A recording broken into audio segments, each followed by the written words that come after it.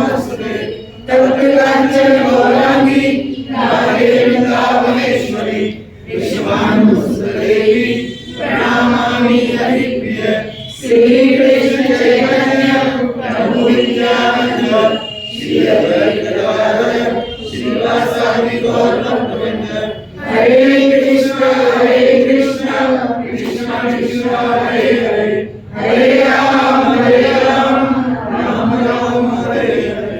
नमो विष्णुपदाय कृष्ण पृष्ठाय भूतले श्रीमती मधुसूदनाय मातृजीते नमः।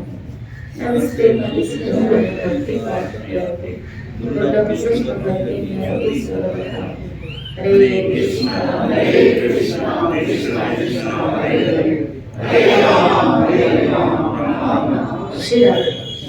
कल इसी का एक प्रश्न था, बहुत अच्छा प्रश्न था कि जीव को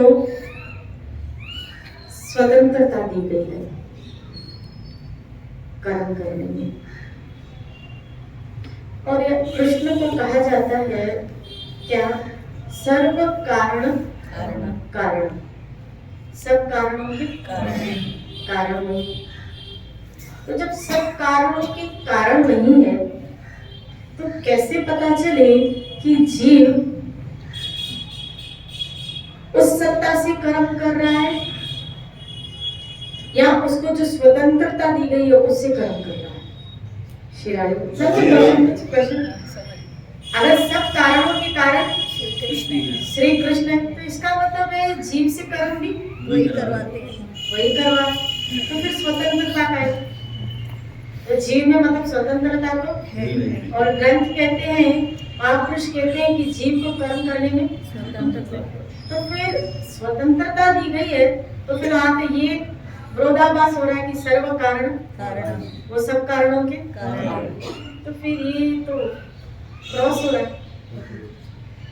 कंट्रोवर्सी हो रही है। शिराने बोले सत्य क्या? क्वेश्चन अच्छा था, प्रश्न अच्छा। शिराने बोले कोई देगा इसको विवेक के द्वारा समझा जा सकता है, विवेक के द्वारा पहचान सकते हैं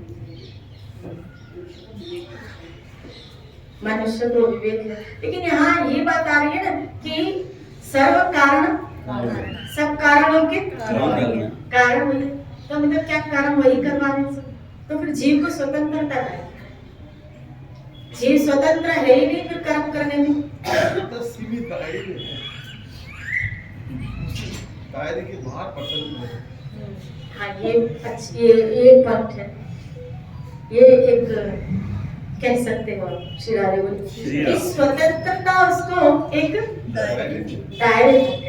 दायरा जो शास्त्रों के अनुसार सिद्धांतों के अनुसार शिरारे बोली। देखो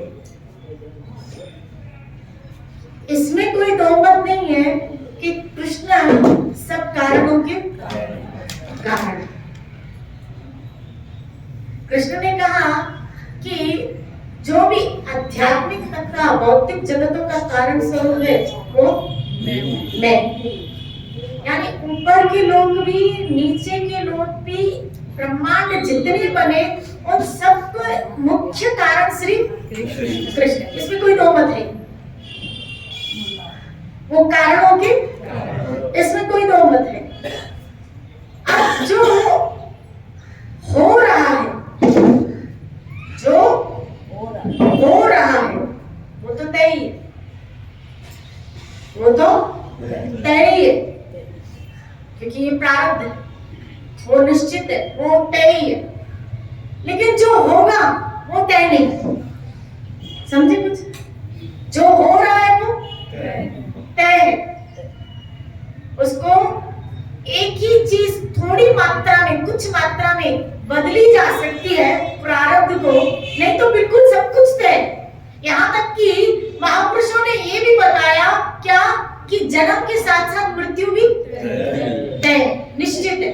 कब कहाँ किस घड़ी किस जगह किस स्थान पे किन लोगों के बीच में अकेले कहाँ होने वाली है वो घड़ियां भी तय।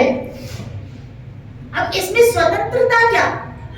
जैसे अगर हम इसको सावित्री को ले ले, सावित्री को ले ले तो उसके प्रारब्ध को बदल दिया। क्या कि अपने पति की मृत्यु को भी उसने क्या कर दिया, टाल दिया, एक्सटेंड कर दिया, यूं कह सकते हो। श्री राधे बोलिए। कोई कोई ऐसा महापुरुष जो अपने संकल्प से प्रारब्ध को भी बदल सकता है, टाल सकता है। ये महापुरुषों के बल और उसकी साधना पर निर्भर करता है। नहीं तो सबको अपना प्रारब्ध भोगना ही पड़ता है। वो इतना, जैसे कल ही चर्चा नहीं चली थी, इतना फोर्सफुली वो प्रारब्ध आता है कि हम सब विवश होते हैं उसको भोगने के लिए। कोई एक आधा महापुरुष निकलेगा इस जहां में जो प्रारब्ध को बिल्कुल बदल देगा। श्री राधे बोलिए। तो जो भोगना है वो तय है, लेकिन जो आगे भुगतान का प्रोसेस होगा वो आपके ऊपर, हमारे ऊपर निर्भर करेगा। इस मामले में जैसे इस माता ने कहा, भगवान ने हमको बुद्धि दी है, मनुष्य को बुद्धि दी है, विकसित बुद्धि प्रदान की गई है। अब उस सर्व कारण कारणम कैसे है, क्या कि वो सब कुछ करने में समर्थ है और निश्चित रूप से वो करता भी है। लेकिन कोई जीव इतनी शरण में तो आए, कोई जीव इतना अपना डेडिकेशन तो दिखाए, वो हमारा प्रारब्ध भी बदल देगा, या यूं कहो वो प्रारब्ध के भुगतान में बिल्कुल सहायक भी बनता है। लेकिन जीव का उतना भजन, जीव का अपना समर्पण, जीव का उतना विश्वास भी तो हो। वो सब कारणों का कारण है निश्चित रूप से, क्योंकि उनके बिना कुछ हो ही नहीं, पत्ता भी नहीं। आपकी सोच ही, हमारी सोच ही, याद रखना, हमारी सोच ही आगे जाके हमारे एक नए जन्मों का कारण बनती है। हमारी सोच कर्म का कारण बनती है, कर्म जन्म का कारण बनता है। कुछ ऐसा सोचा जिससे कुछ ऐसे कर्म बने जिससे जन्म का कारण बना। श्री राधे बोलिए। हमारी सोच, हमारी विचार ही हमारे जन्म का कारण। तभी तो गीता में कृष्ण ने कहा, मरते समय तुम्हारी जैसी सोच होगी, जिस भाव में तुम रहोगे उसी के अकॉर्डिंग तुम्हें मैं परिणाम दूंगा। तो विचारों की धारा जहां होगी उसके अनुसार परिणाम है ना। विचारों से कर्म बना और कर्म से जन्म बना। श्री राधे बोले। हमारा जो शुद्धिकरण का प्रोसेस है ना वो विचारों का है। ये जो भी प्रक्रियाएं की जाती है ताकि हमारे विचारों में, कल एक बात चली थी ना, एक होती है शुद्ध बुद्धि और एक होती है दुष्ट बुद्धि। श्री राधे बोले। तो शुद्ध बुद्धि कर्म में विचार रखती है कि कौन सा मुझे बांधने वाला है, कौन सा मुझे मुक्त करने वाला है, और उसमें आंतरिक बल पे अगर वो ईश्वर की सहायता लेके अपने आप को मुक्त करना चाहता है तो निसंदेह परमात्मा उसकी जरूर। हम कभी कभी भजन गाते हैं, आपने याद हो कि भजन गाते हैं, अब की बारी पहले भी व्यर्थ हुआ, मैं तोड़ नहीं पाया, मैं नहीं तोड़ पाया, मेरे हाथ में नहीं था प्रभु, मेरे हाथ में, मेरे बस में नहीं था। क्यों? क्योंकि मैं आसक्त चित्त, हम आसक्त चित्त थे प्रभु, हमारे बस की बात नहीं कि हम इन बंधनों को तोड़ पाए, और आज तक भी हमारे बस की बात नहीं है कि हम इन बंधनों को तोड़ पाए। किसी के बस की बात नहीं है कि इन बंधनों को वो स्वतः से तोड़ पाए। तो अब की बारी बचा लीजिए, अब मैं आपकी शरण में आया, क्योंकि मैंने ये बात जान ली। क्या? मैंने ये बात जान ली, गीता में आपने कहा सर्व पापे भये, मैं सब पापों से तुझे कब? जब तुम मेरी शरण में आएगा। श्री राधे बोले। एक दो में कभी कभी विचार आता है कि भागवत की एक घटना आती है, इसकी विदुर जी की, समझना, विदुर जी की भागवत में घटना आती है। विदुर जी को अपना, तो विदुर थे ना शायद, जो मांडवीय ऋषि के शाप से विदुर ही थे ना, तो मांडवीय ऋषि तप कर रहे थे। आया, मांडवीय ऋषि तप कर रहे थे तो उनको सूली, मांडवीय ऋषि थे, उनको सूली दिखाई दी। सूली दिखाई दी। तो मांडवीय ऋषि ने बोला जब कि मुझे, जब राजा को पता चला ये कोई ऋषि है तो वो सूली हटा दी गई।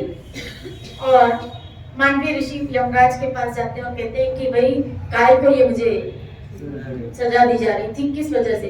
बोला आप जब 5-7 बरस के थे तब आपने एक टिड्डे को सुए से छेदन किया था, इसलिए आपको सूली का छेदन। लेकिन आपके तप के प्रभाव से आपने जो तपस्या की, शिरादेव बोलिए, लेकिन आपको कर्म तो, इसका मतलब है कितनी तपस्याएं कर लो, कितने व्रत कर लो, कितने नियम कर लो, अच्छा करोगे तो अच्छा मिलेगा, बुरा करोगे तो बुरा कर्म भोगने के लिए फिर तैयार रहो।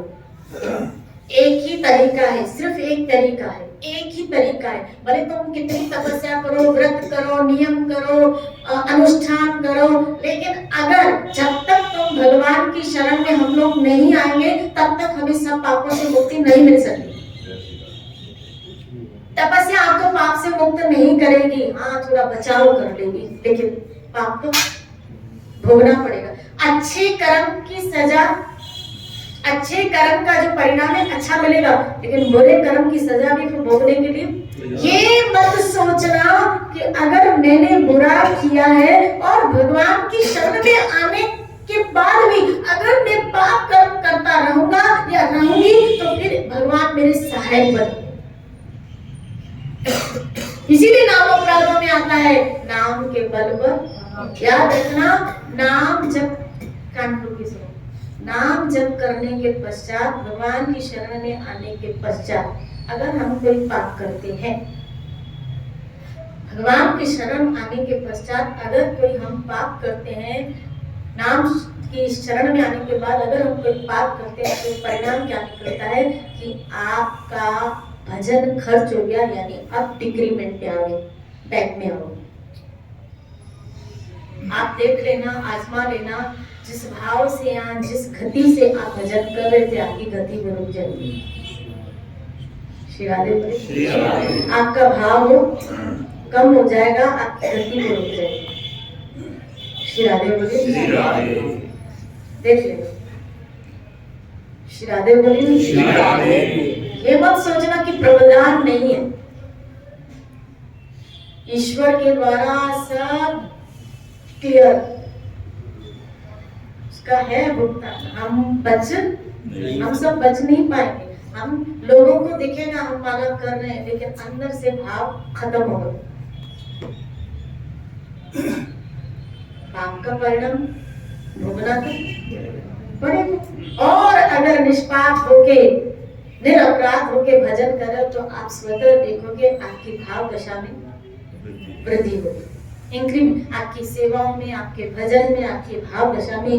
हाँ, अगर हम पछतावा कर लेते हैं कि प्रभु मुझसे गलती हो गई, इसीलिए मैं कह रही हूँ अब की बारी बचा लीजिए। मेरे हाथ में नहीं है प्रभु बचना, क्योंकि हर बार स्लिप हुए, हर बार मेरे हाथ में नहीं है। आप मुझे बचा दीजिए, आप मुझे बचा दीजिए। और हम बचना चाहते हैं तो वो बचाएगा। श्री राधे बोले। एक पाप करने वाले को भी, एक पाप, जैसे अभी मेरे पास एक सज्जन व्यक्ति आए और वो कहने लगे कि मेरी इच्छा है क्या कि यहाँ मकान मिल जाए जयपुर में। बोला जयपुर में मकान मिल, अच्छी बात है। बोला जयपुर में मकान में तो सत्संग सुने रोज, मैंने अच्छी बात है। बोला आप भगवान से प्रार्थना कीजिए, आप प्रार्थना कीजिए, आप बोलिए ना, मैं तो नहीं, आप बोलिए ना। क्या बोलूं कि तुझे मकान मिलती? बोलो ना श्री राधे, बोलो ना श्री राधे।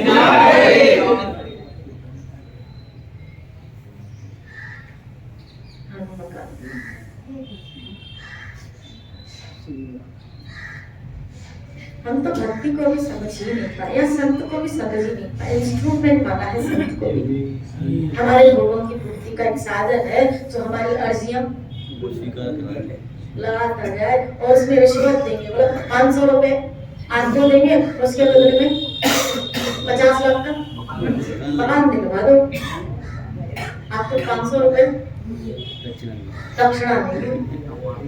बोलो ना बोलो ना श्री बोलो ना श्री नहीं समझे। बहुत भक्ति को समझना, संत को समझना, जब तक कोई नित्य सेवन नहीं करेगा, नित्य सत्संग का सेवन नहीं करेगा, उसकी बुद्धि शुद्ध होने वाली नहीं है। मुझे आप लोगों को सत्संग सुनाने में मजा आता है। जो शाम की संगत है, आश्रम में जो आप लोग हैं, जो नित्य संग है, उनको सत्संग सुनाने में मजा ही कुछ अलग है, क्योंकि अब उनकी बुद्धि शुद्ध होती जा रही है, कामना से ऊपर उठ रही है, और जहाँ कामना से ऊपर उठ रही वो तत्व समझेगी, वो दर्शन समझेगी, वो भक्ति को समझेगी, फिर वो सेवा में लगेगी ईश्वर की, फिर वो भजन में लगेगी, निष्काम भजन में लगेगी। कामनाओं से युक्त चित्त भगवान की भक्ति सेवा कैसे कर पाएगा? वो तो ईश्वर के पास आएगा तो भी क्या लेके आएगा? कामना ही लेके। इसलिए मुझे आप लोगों को देखो ना, आप जी भी यहाँ आते हैं सत्संग करते हो तो आनंद क्यों आता है? कारण है इसका, जहाँ नित्य प्रति सत्संग होती है वहाँ की श्रोता की क्वालिटी कुछ अलग होती है।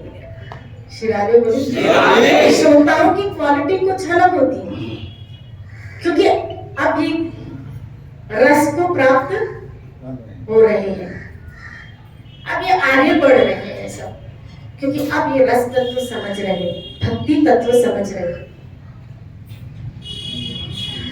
जैसे नहीं एक स्लॉट पूरा होता है, एक क्लास पूरा होता है तो दूसरा क्लास पूरा होता है, तो अब आप धीरे धीरे हम सब आगे बढ़ रहे हैं, एक टू एक क्लास बढ़ते जाए। अब भजन की क्वालिटी कुछ और है, पहले भजन करते थे तब क्वालिटी कुछ और शिरारे बोली।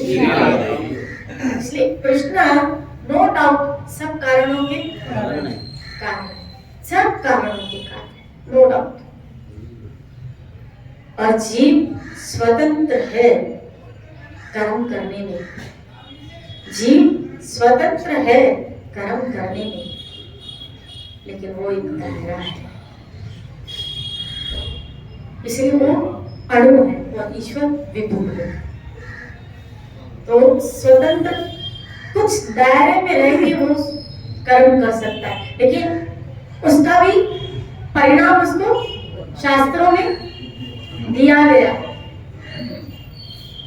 यानी अगर वो गलत करेगा तो अब वो नहीं कर सकता, तो भगवान ने तो करा सर्व कारण, बस भगवान ने कहा हमें थोड़ी मारी, थैंक यू बोल भगवान ने थप्पड़ मारी। ये थप्पड़ भी किसने मारा? भगवान ने मारा। श्री तो पुलिस वाला आएगा ना तो बोला वो भी भगवान ने अंदर किया है। ये जेल में भी किसने मारा? मुझे प्रावधान है हर चीज का, खाली मेथड को समझो, फिलॉसफी को समझो कि सर्व कारण कारणों का मतलब क्या है कि उनकी सत्ता के बिना कुछ भी पॉसिबल नहीं है। जड़ चेतन कोई भी वस्तु हो, उनकी सत्ता के बिना कुछ भी नहीं। हाँ, इस जीव स्वतंत्र किस मामले में है? कर्म करने में स्वतंत्र, भोगने में नहीं। सब कॉन्शियस, अंदर कॉन्शियस अर्थात अंतर्यामी परमात्मा जब कोई गलत करता है ना, तब परमात्मा अंदर से एक आवाज देता है कि ये गलत बात है, नहीं सुनते। क्यों? इसका कारण है, गीता में इसका उत्तर दिया है। कृष्ण अर्जुन पूछ रहा है, प्रभु लज्जाते में व्यक्ति जीव पाप कर्म में प्रवृत्त क्यों होता है? लगता है जबरदस्ती उसे धकेला जाए। इस अध्याय में है तो कृष्ण ने क्या कर दिया? रजोगुण के प्रभाव के कारण अर्जुन, रजोगुण का प्रेशर जब आता है तो उसकी कामना को वो कंट्रोल नहीं कर पाता और न चाहते भी वो पापों में प्रवृत्त हो जाता है। तो गुण का प्रभाव इंसान से क्या करवाता है? पाप करना। जब हावी होता है किससे? कॉन्शियस से। वो नहीं सुनता है उस वक्त कॉन्शियस की आवाज, इसीलिए कहा चेत गुरु और सदगुरु। चेत गुरु जो अंतर में परमात्मा के रूप में एक आवाज देता है, और बाहर गुरु रूप में परमात्मा हमको समझाता है। जब अंदर की आवाज जीव नहीं सुन पाता तो बाहर से भी परमात्मा संतों की वाणी के रूप में हमको समझाते हैं। श्री राधे। और जब पाप का पैरामीटर बहुत हाईएस्ट लेवल पे होता है, यानी बुद्धि पे काम चढ़ा हुआ होता है, इच्छा चढ़ी होती है, कामना चढ़ी हुई होती है, जब बुद्धि पे कामना चढ़ जाती है वो बुद्धि इतनी भ्रष्ट हो जाती है कि बाहर से परमात्मा जो सत्य के रूप में हमें समझाते हैं और अंतर से जो परमात्मा आवाज देता है, हम उन दोनों की बात नहीं सुनते, नहीं मानते, क्योंकि काम बुद्धि पे चढ़ गया है। श्री राधे बोले। और जब बुद्धि पे काम चढ़ जाता है हमें किसी की बात समझ ही नहीं आती, समझ ही नहीं आती। दुर्योधन को किसी बात, रावण को किसी की बात, सज्जन व्यक्ति उसको समझा रहे हैं, विभीषण आई समझ में, सज्जन व्यक्ति आके समझाते हैं, लेकिन जब काम सर पे चढ़ जाता है ना, कामना की इच्छा चढ़ जाए, तब किसी की बात समझ में नहीं आती। आपने सुना होगा, बोला अब तो इसकी जिद मुझे पूरी करनी पड़ेगी। क्यों? क्योंकि अब ये मान नहीं रहा। जब कोई कामना बच्चे में या स्त्री में या किसी में हाइपर में हो जाती है, सर पे चढ़ जाती है, तो हमको वो जिद उनकी आप देखो पूरी करनी पड़ती है। श्री राधे बोले। यही बात दित्य और अदिति में। दित्य में काम बुद्धि भ्रष्ट हुई, संध्या का समय था, कश्यप जी सासू है मना कर रहे हैं, लेकिन दित्य के सर पे काम सवार था, बुद्धि भ्रष्ट हो गई, समझाने पर भी नहीं समझे, परिणाम देखो, परिणाम सामने आया। श्री राधे। तो बुद्धि जब भ्रष्ट हो जाती है, साधु व्यक्ति सामने समझाता है फिर भी हमको समझ, सज्जन व्यक्ति हमें समझाता है फिर भी समझ में नहीं आती। अब आप कहेंगे फिर इस हालत में हम क्या करें? श्री राधे बोले। जब कोई नहीं समझे तो अब जैसे कश्यप जी ने बहुत समझाया, नहीं तो भागवत की ये लाइन किसी को याद है? कश्यप जी उनको नहीं समझा रहे हैं, लेकिन दित्य नहीं समझ रही, तब कश्यप जी ने एक भागवत में एक लाइन है, क्या? प्रारब्ध के वश में, भगवान के वश में, इसीलिए कार्य करते। श्री राधे। तो भगवान को प्रणाम करते हैं, उस वक्त वो ठाकुर जी को प्रणाम करते कह रहे हैं, क्या प्रभु लगता है ये देववश प्रारब्धवश ये कार्य मुझे करना पड़ रहा है। हालांकि उस वक्त वो मना करे, लेकिन देववश प्रारब्धवश मुझे करना पड़ा है, और उसने उस प्रारब्ध को क्या कर लिया? स्वीकार कर लिया। श्री राधे बोलिए। कभी कभी साधु पुरुष को भी प्रारब्ध के आगे घुटने टेकने पड़ते हैं। श्री राधे बोलिए। साधु पुरुष को भी प्रारब्ध के आगे घुटने टेकने पड़ते हैं और वो भोगना पड़ता है, क्योंकि हो सकता है वो भगवान के कार्य में, लीला में एक सहयोग मात्र। श्री राधे बोलिए। वही बात परम सत्य थी, हिरण्याक्ष और हिरण्यकशिपु भगवान की लीला कार्य में पात्र थे। श्री राधे बोलिए। तो उसी वजह से कभी कभी महापुरुष उस प्रारब्ध को भोगते, स्वीकार कर लेते, और हम उस बात को समझ नहीं पाते। हम सबको तो सावधान, क्योंकि हम कोई लीला के पात्र नहीं है। आप सोचो, हम कोई लीला के पात्र नहीं है, हमारे साथ तो अंदर ही लीलाएं बहुत हो रही है। कोई लीला के पात्र नहीं है, हमारे कर्म हमको लाल कर देंगे, फिर लीला सब निकल जाएंगे, सारे निकल जाएंगे। जब लाल हो जाओगे, लाल भी और पीले भी, बोलो ना श्री राधे। सावधान रहे, हमें तो सावधान, प्रभु अब की बारी बचा, प्रभु हमें, हम आपकी शरण में गोविंद, हम आपकी शरण में, और आपकी शरण में रह के हमको ऐसी सद्बुद्धि दीजिए ताकि हम ऐसे कर्मों में प्रवृत्त न हो। नाथ हमें बचाइए, हे नाथ आप हमें बचा लीजिएगा, लेकिन हम आपकी माया के आगे हमारी हिम्मत नहीं है, क्योंकि भोगना कौन भोगे? ये ठंड सहन नहीं हो रही है। श्री राधे बोले, है कि नहीं बोलो? उनसे तो ठंडी नहीं सहन हो रही है, 4 सीढ़ियां चढ़ते तो भी हाँफते हो। सोचो जरा हमारी हालत शरीर कौन भोगी, भोगने की क्षमता कहाँ है? कहाँ है? इसीलिए समझदारी इसी में कि माफिया जो हुआ माफिया मांग के भजन में गंभीरता से प्रवृत्त हो जाओ और थोड़ी सी जिंदगी जो बची है सावधानी से बिता दो कि जो हुआ उसकी माफी मांग लो, माफी मिल जाए। प्रभु गलतियां हो गई हमसे, गलतियां इस जन्म में नहीं पता नहीं कितने जन्मों में गलतियां हुई नाथ। अब की बारी प्रभु, अब आपकी शरण में आए, ईमानदारी से उसका भजन करो, सच्चाई से उसका भजन करो, उनकी भक्ति में लग जाओ। जो गलतियां होंगी वो माफ कर देगा, दयालु, बहुत दयालु है, बहुत दयालु। मस्ती में, अब मस्ती में, अब अपने आप से खिलवाड़ मत करना, अपने आप से मस्ती मत करना, क्योंकि अब अगर आप छूट गए ना तो अब हमें कोई बचा नहीं पाएगा। सत्संग नहीं मिली, भजन नहीं मिला, सब मिला, उसके बाद भी सावधानी नहीं करेंगे तो फिर हम जैसा मूर्ख व्यक्ति कौन होगा बताओ? श्री राधे बोले, कौन होगा मूर्ख व्यक्ति कि सब इतना मिलने के बाद भी रोज सत्संग मिल रही है, रोज भजन मिल रहा है, रोज समझने को मौका मिल रहा है और उसके बाद भी लापरवाहियां, देख लेंगे कर लो, अब तो मजे। श्री राधे बोलो, क्योंकि हमें जिसकी इनकम ज्यादा उसी को ज्यादा टैक्स देना पड़ेगा। श्री राधे बोलो, सबकी इनकम बहुत है। बोलो ना श्री राधे। दयालु ठाकुर, सच में दयालु, बहुत कृपालु, बहुत कृपालु। वो आपको बचा लेगा, वो हम सबको बचा लेगा, बशर्त अब कोई पाप कर ना। अपनी सावधानी रखने में क्या जाता है?